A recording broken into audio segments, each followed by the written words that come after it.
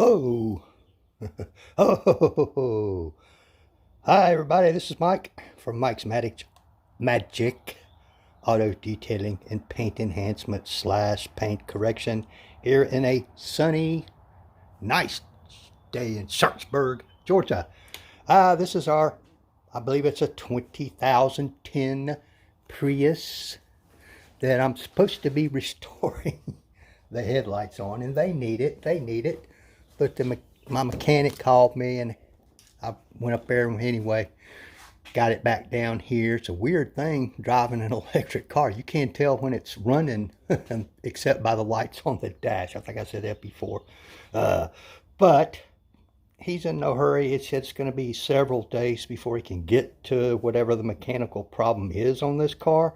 So earlier I decided I would go ahead and just do a kind of a quickie strip wash on it. If you saw the earlier video, you could see that it had probably looked like been sitting around for a very long time. It was caked with pine pollen and other stuff. The wheels and tires were pretty grungy.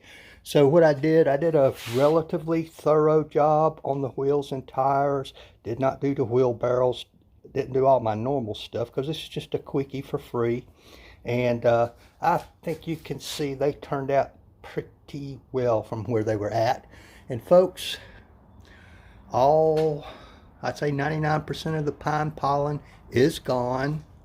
Remember, all this glass was caked. I mean, that up there was just yellow. This is glass up here. It was caked. It was solid yellow. Still got a little bit in some of the cracks here. Like I say, this wasn't an in-depth strip wash. All that's been done to this car is I gave it a foam bath, a thorough rinse with the power washer, got in close to some of these areas, and then I put a drying aid on it, as we call it, which leaves behind a teeny tiny little bit of wax similar to what they use at the car washes. And then I dried it off with my forced air heated and filtered air dryer. I have not even done a contact wash on this car at all. My hands have not been on it, not at all. And you know what, that ain't too shabby for something like that. Just a quick, basically spray it down with foam, let it sit for a couple minutes, rinse all that off, spray the drying aid, then you rinse that off, and then I dried it with my car dryer. And hey, that's not bad. It's a hell of a lot better than and safer than what you would get at a tunnel wash. If I have time after I do the headlights, I will go back with a rinseless wash.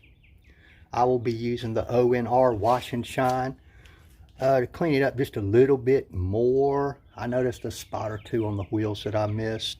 I'll clean that up a little bit, and it will, the type of rinseless wash I'm going to be using on this car, if I get to it, will be one that also leaves behind a little bit of protection, which is compatible with the protection left behind by the drying aid.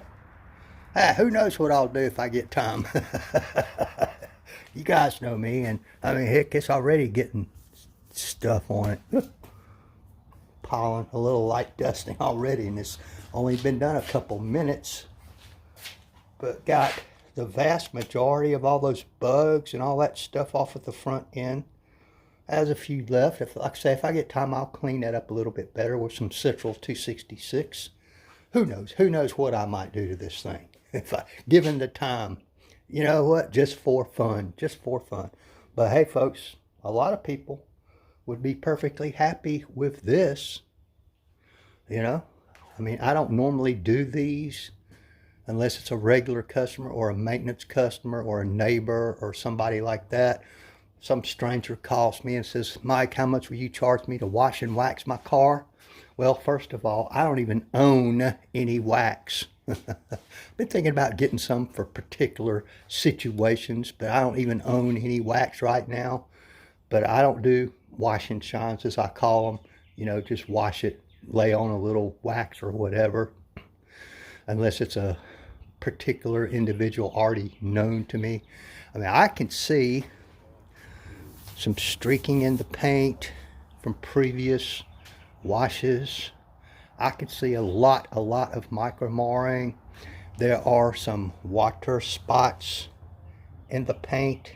I think you can see some there. Not from me, but probably from either her washing it or going through a tunnel wash, because a lot of times they don't rinse, or do they dry the car thoroughly before this happens, and then it stays and stays and stays, and eventually it bonds to the clear coat. And if you leave them on there long enough, they embed, and then they can be very difficult to remove. A lot of these could be removed chemically, but to get rid of the vast majority of it would require at the least a one-step polish, at the least. And it would also get rid of a lot of the micro marring, which on most of this vehicle I don't see a lot, but there's a long scratch right there. I can't get it to show up in the camera. It's hard to see unless you catch it in the right light anyway. It's hard for me to see. I can see it right there.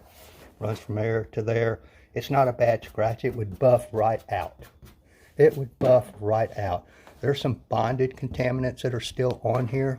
Like there's one. I could scrape it off with my fingernail.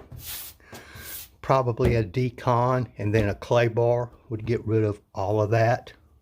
They're all over the car. It's to be expected, because most people don't even know what decon in the paint means.